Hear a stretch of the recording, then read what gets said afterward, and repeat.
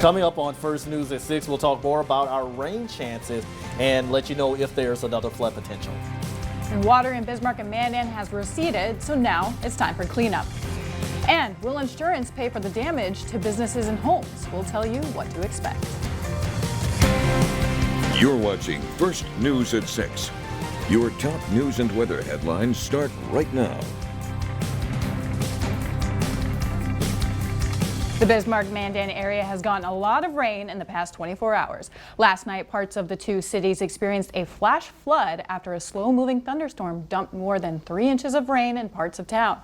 Streets, homes, and businesses were flooded. It was a scramble to clean up this morning before more rain fell today. Officially, the area picked up another 1.5 inches of rain today, though we've gotten some reports almost double that. We'll send things over to Henry with a look at current conditions around our viewing area. Henry? Yeah, things are looking much better across the Bismarck-Mandan area. This time yesterday, the intersection of Broadway and 4th Street was completely covered with water. Many of us had, unfortunately, anywhere from 2 to 6 inches of rain, and the road was impassable. But that's not the case right now. Still cloudy across the capital city region. No rain for the moment. Much of that is well off to our west, and we'll talk about that in just a second. But for the moment, we are looking better across the first warn viewing area. I want to show you a few of those rain reports that we've received so far. Still crown viewed over 5 inches since yesterday. Mandan, parts of town over 4 inches. Streeter shy of 4 inches, as well as Willow City. Bismarck, the airport anyway, just over 2 inches. Other parts of town 2 to 6. Dickinson, 1 inch of rain today.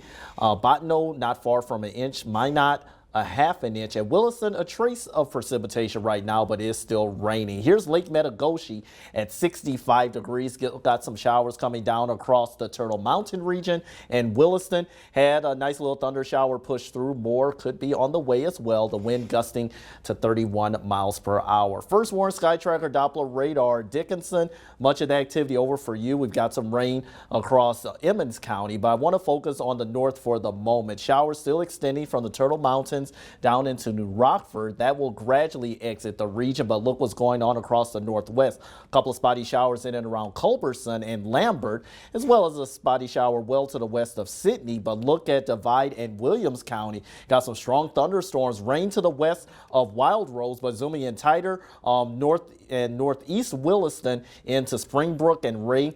We've got some hefty thunderstorms that are slow movers and gradually pushing to the east. So these storms are not severe, but are likely going to produce some brief heavy downpours and remain mainly on an isolated nature across far western North Dakota. Good news as we start your Tuesday. Sunny out west, cloudy in the central region, but we will be much drier and able to recover from all of this rain.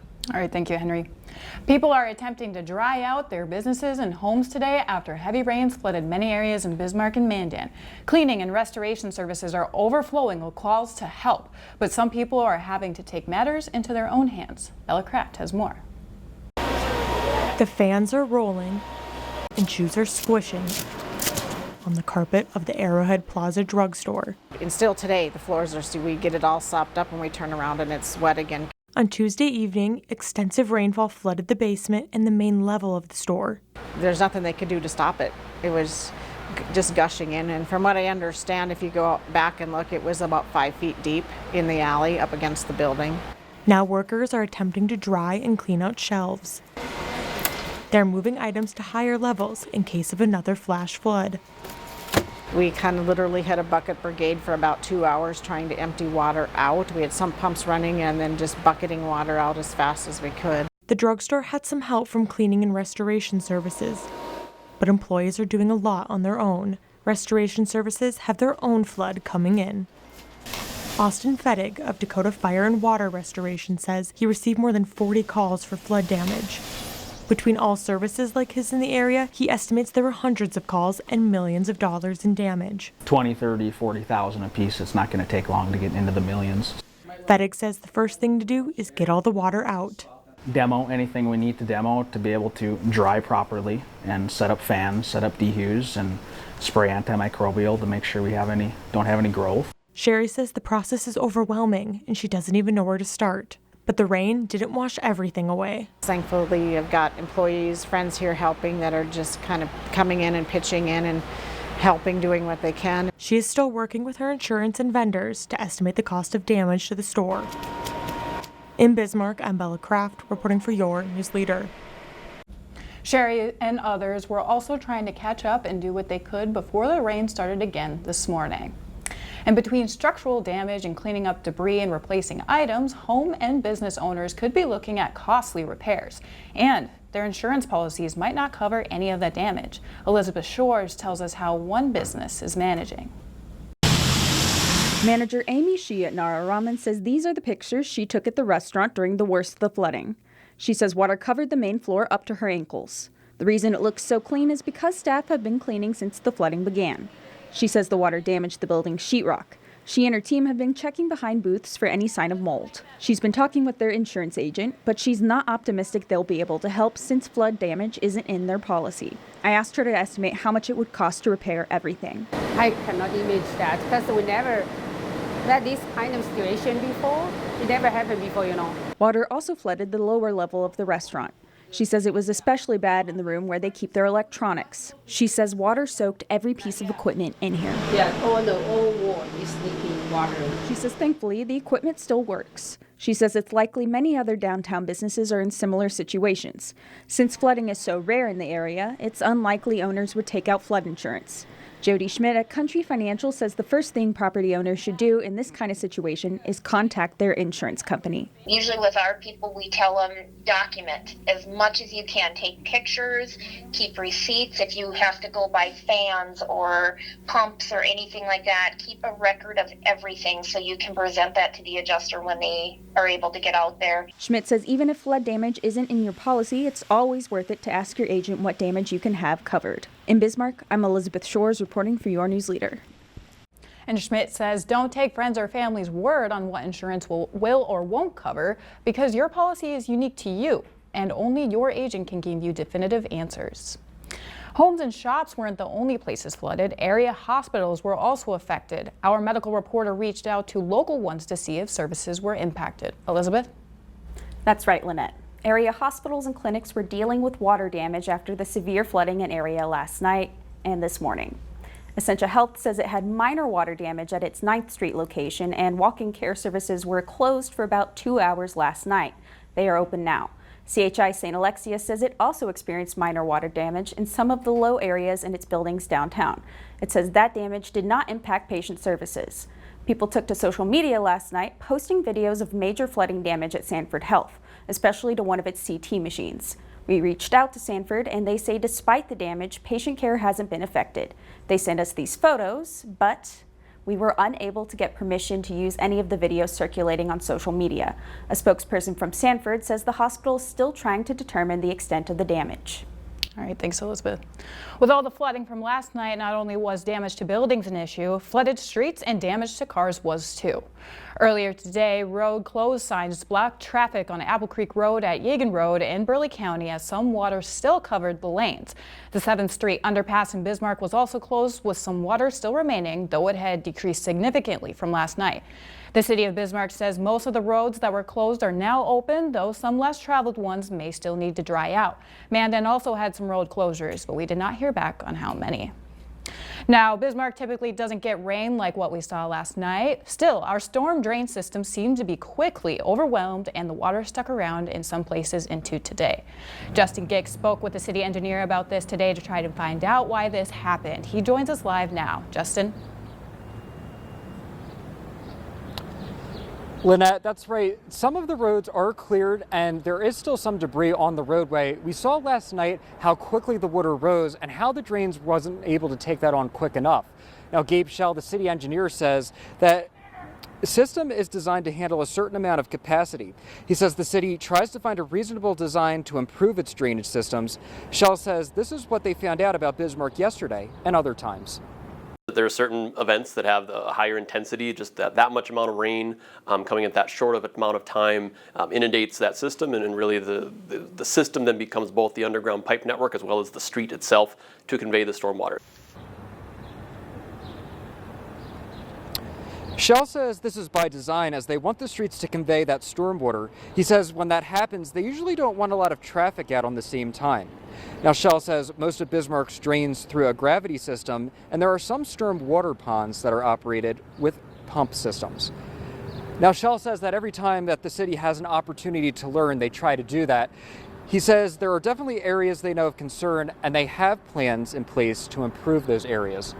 Live in downtown Bismarck, I'm Justin Geck reporting for your news leader. Lynette? All right, thank you, Justin.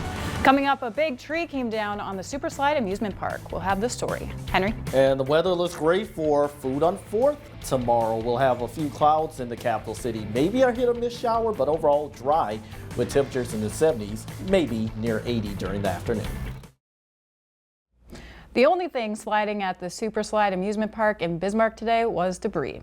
The park didn't experience any major damage, but a large tree came down. The tree fell on a sign on the mini golf course. There was also leaves and other small debris strewn around the amusement park. It took a couple of hours to clean up. In 2001, we had that big hailstorm. We've been through a couple of big ones down here, but this one moved in so fast and was so unexpected and caused faster flooding than I've ever seen down here before, so that was an experience.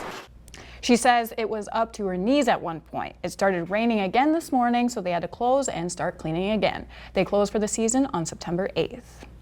The flooding also affected local hangouts like the Elks Aquatic Center.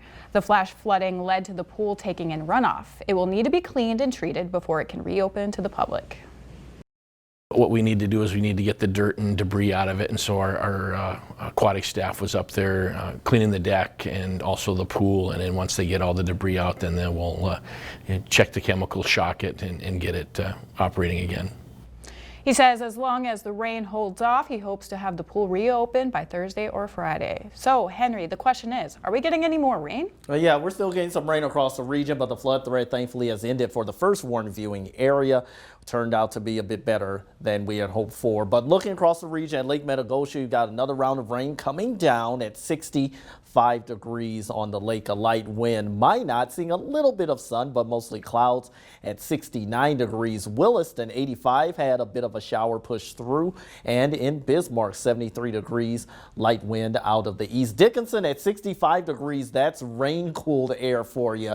71 in Baker, still raining across the James and River Valley down into north central South Dakota. Radar and satellite, things are gradually going to end as far as the rain for the Turtle Mountains, but you still got a bit of activity nonetheless. Nothing heavy, thankfully, for you, so you don't have to worry about any flooding. But you'll notice a few isolated storms still in and around Culbertson and Lambert in Montana. Williston, surrounding areas, Williams County, we've got a short little line of thunderstorms on the east side of Williston extending to Epping and to the west of Tioga. This is pushing to the south and eastward rather slowly, so we'll have to watch out for potential for some localized flooding with these storms, mainly in central and eastern parts of Williams County. Elsewhere to the southwest, we've got scattered showers and thunderstorms, especially in Stark and northern Adams, well, rather northern Hettinger County. Dickinson, the rain has pushed south of you and Gladstone, south of the interstate, and into northern Adams County, New England. Could see a few showers moving in from the west and south South Dakota and south central North Dakota. Just some showers from Emmons County down to near Eureka. That will be pushing into Logan and McIntosh County, give you another round of rain. How much additional accumulation could we get with rain? Well, very light along the Highway 83 corridor, if any additional, but you'll notice 281, the James and River Valleys, that's where those slow-moving rain showers and storms are still occurring. So residents outside of our viewing area could get an additional inch or so of rain in some parts. But looking at your forecast for the moment, cloud cover lingers across our central and western counties for tonight, clearing out in Montana and the US 85 corridor. So we'll be starting out in the 60s for tomorrow morning, a few 50s possible. Sunny out west, the central and eastern counties still dealing with the cloud cover. Maybe a little bit of a break work in the clouds for some of us along Highway 83, but it'll be much sunnier out west, and that's going to be calm weather. Any signs of rain mostly across the James and Red River valleys for tomorrow. Slight 20% chance for the US 83 corridor. Other than that, weather seems to be settling down for many of us. Lows are going to be right in the 50s and near 60. We're back in the upper 70s and maybe even low to mid 80s for tomorrow, especially for Williston and eastern Montana. Other than that, we could look forward to nice weather over your weekend. Slight chance of isolated showers for Saturday, only at 20%, maybe 30 for some for now,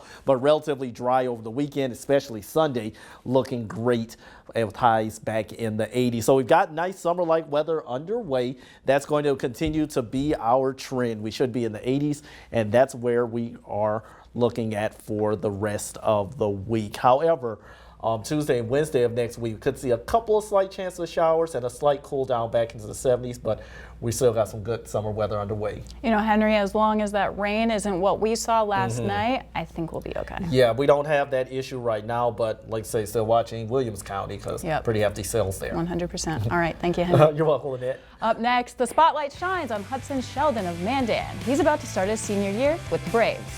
And for our KUMB viewers, John Cole has an update on the Babe Ruth World Series. With your first News at 6 Sports, here's Lee Timmerman. Football, basketball, baseball. That's the athletic calendar for this week's Sports Spotlight. Hudson Sheldon is very, very good at every one of them. Ben Dacu braved yesterday's downpour to get to Mandan for the story. A soon-to-be college athlete has once again traded the green and yellow of the Mandan Chiefs for the black and white of the Mandan Braves. Multi-sport standout Hudson Sheldon is back on the football field for his senior year. You know, one day we do football, the next day there's an open gym for basketball, go do that. You know, just not trying to cram everything in to one tiny area and just work the hardest at whatever it may be that day. The one thing that Hudson has exemplified is the multi-sport athlete, that when you're in a sport, you're in that sport. And he's committed himself to football during football and basketball during basketball and baseball during baseball. And he's made that commitment. As is the case for athletes of his age and talent, Hudson has received offers from several colleges. It's getting to the time, we got to make a decision. And I think I've been getting better at, really starting to take a serious look at, what I want to do in my future. His progression as an athlete is like, you have some kind of, genetic tools. That's awesome for him.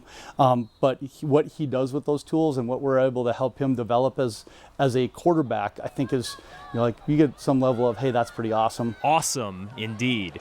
However, even with a massive decision on his shoulders, Hudson remains focused on what's immediately in front of him. Obviously, everyone wants to be a state champion. That's obviously something that I've been working at for my entire life for any sport, no matter what it is. But it would be really special to bring a state championship to Mandan for football. Just enjoying the moment, just looking around and just enjoying senior year. Everyone always says, I wish I could go back to high school and play this sport one more time or whatever. But so just taking every practice, no matter what sport it is, every practice, every game. Mandan's season starts next Friday against Shanley. With the spotlight on Hudson Sheldon, for your news leader, I'm Ben Dacu. If the WDA soccer coaches get their preseason predictions right this fall, well, that will be impressive because their poll has two teams tied for the top spot. Legacy and Jamestown both received 59 points in the coaches' voting. The Sabres were awarded more first place votes, 5 more to be exact. The Sabres were the state runner-up last year. The Magicians, Patriots, and Demons are next with the Mandan St. Mary's Soccer Co-op in at number 6, just ahead of the Midgets. Well, not long after the Vikings announced rookie quarterback J.J. McCarthy would be lost for the season following knee surgery, last year's first-round draft pick left the practice field on a cart. Jordan Addison hurt his ankle, but the head coach says he does not believe the injury is serious. And the Twins could not sweep the Royals. KC won this afternoon. Final of that game, 4-1. All right, awesome. Thank you so much, LT. And we'll be right back after this. So Henry, let's get a last look at our forecast. What are we expecting for rain? Looking for rain gradually ending. We still got a few isolated showers out west, but for tomorrow morning, your commute looks good. Mornings, lows near 60 degrees. Slight chance of a shower or two, but mainly dry for tomorrow. All right, we'll see you right back here at 10.